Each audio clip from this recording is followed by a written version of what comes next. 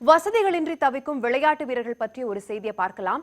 ராமநாதபுரம் மாவட்டம் பரமக்குடியில் திறமை இருந்தும் போதிய விளையாட்டு உபகரண வசதிகளின்றி தவிக்கும் வீரர்களை ஊக்குவிக்க உரிய நடவடிக்கை எடுக்க வேண்டும் என்ற கோரிக்கை ரொம்ப காலமாகவே வலுத்து வருது. இது குறித்து விளக்குகிறது இந்த செய்தி தொகுப்பு.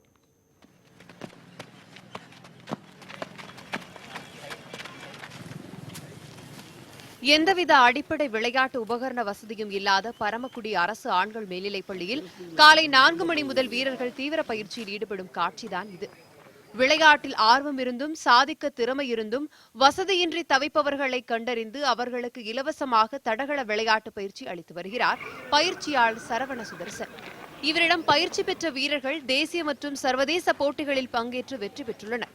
ஒரு மாணவியுடன் தொடங்கிய விளையாட்டு பயிற்சி மையம் தற்போது 50க்கும் மேற்பட்ட மாணவர்களாக அதிகரித்துள்ள நிலையில் போதிய விளையாட்டு உபகரணங்கள் இன்றி வீரர்கள் தவித்து வருவதாக கூறுகிறார் சரவண சுதர்சன். செலவிடுற பணங்கள் முறையாக மக்களுக்கு போய் சேர்ந்துச்சுனாலே விளையாட்டு நல்லா டெவலப் ஆகிரும்.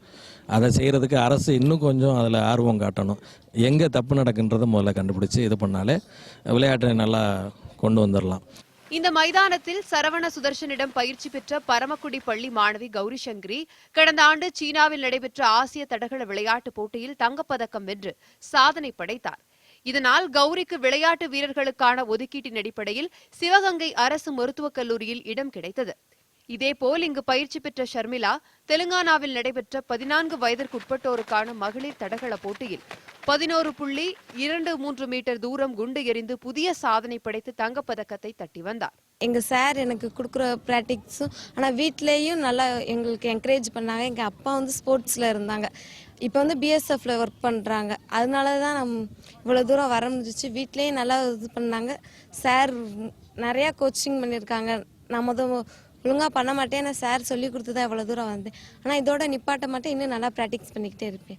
ஒலிம்பிக்கில் வெற்றி பெற்ற பிறகு அள்ளித்தள்ளி தரப்படும் பரிசுகளை விட மத்திய மாநில அரசுகள் முன்கூட்டியே ஆர்வமிக்கவர்களை கண்டறிந்து ஊக்கப்படுத்துவதினால் ஒலிம்பிக்கில் அதிக பதக்கங்கள் வெல்வது சாத்தியமானதே. நாமக்கல் மாவட்டம் சேந்தமங்கலத்தில் கட்டி முடிக்கப்பட்ட பேருந்து நிலையத்தை பொதுமக்களோட பயன்பாட்டிற்கு உடனே திறக்க வேண்டும் அப்படிங்கிறது பொதுமக்களோட கோரிக்கையா இருக்கு. இது குறித்து விளக்குகிறது இந்த செய்தி தொகுப்பு. நாள்தோறும் ஆயிரக்கணக்கான பயணிகள் வந்து செல்லும் சேந்தமங்கலம் பழைய பேருந்து நிலையத்தின் நிலைதான் இது. பேருந்துகள் நின்று செல்வதற்கு டிராக் வசதிகள், குடிநீர், கழிப்பறை உள்ளிட்ட அடிப்படை வசதிகள் இல்லாத நிலையில் நீண்ட போராட்டத்திற்கு பின் புதிய பேருந்து நிலையம் கட்டி முடிக்கப்பட்டது. கடந்த 3 மாதங்களுக்கு முன்பு முதலமைச்சர் சேந்தமங்கலம் புதிய பேருந்து நிலையத்தை காணொலி காட்சி மூலமாக திறந்து வைத்தும் இன்னும் பயன்பாட்டிற்கு வராததால் பெரும் சிரமத்திற்கு ஆளாகி வருவதாக கூறுகிறார் இந்த பகுதியை சேர்ந்த செந்தில்.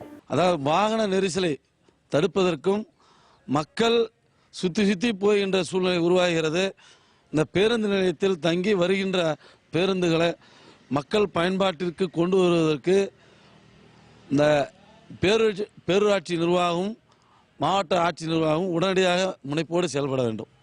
சேந்தமங்கலம் பழைய பேருந்து நிலையம் அருகில் உள்ள பெருமாள் கோவிலுக்கு சொந்தமானது என்பதால் வாரச்சந்தை அருகே 1 கோடி ரூபாய் செலவில் அனைத்து வசதிகளுடன் கட்டப்பட்ட புதிய பேருந்து நிலையம் கட்டியும் பயனில்லாமல் இருப்பது வருத்தத்தை அளிப்பதாகவும் வெளியூர் செல்லும் பயணிகள் அலைக்கழிக்கப்படுவதாகவும் குற்றம் சாட்டுகிறார் தனபால்.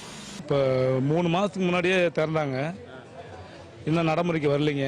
பழைய பஸ் ஸ்டாண்டுக்கு வந்துக்கிட்டு மக்கள் ரொம்ப அவதிப்பட்டு நெரிசல் ரொம்ப அவதிப்பட்டு இருக்காங்க. போக்குவரத்து நெருக்கடியை குறைக்கவும் பொதுமக்களின் வசதிக்காகவும் சேந்தமங்கலம் பேருந்து நிலையத்தை விரைவில் பயன்பாட்டிற்கு கொண்டு வர வேண்டும் என்பதே இப்பகுதி மக்களின் கோரிக்கையாக உள்ளது. பொதுமக்கள் பயன்பாட்டுக்காக இந்த பஸ் நிலையம் ஆரம்பிக்கப்பட்டிருந்தாலும் இன்னும் முழுமையாக பயன்பாட்டுக்கு வரல என்பதுதான் அவங்களுடைய முழுமையான கோரிக்கையாக இருக்கு. இதை அரசு சீக்கிரம் விரைவில் பஸ் நிலையத்துக்குள்ள பஸ்கள் செல்லணும்னு சொல்லி கோரிக்கை வச்சிருக்காங்க. நியூஸ் 18 செய்திகளுக்காக நாமக்கல் மாவட்டம் சேந்தமங்கலத்திலிருந்து ஆர் ரவிக்குமார்.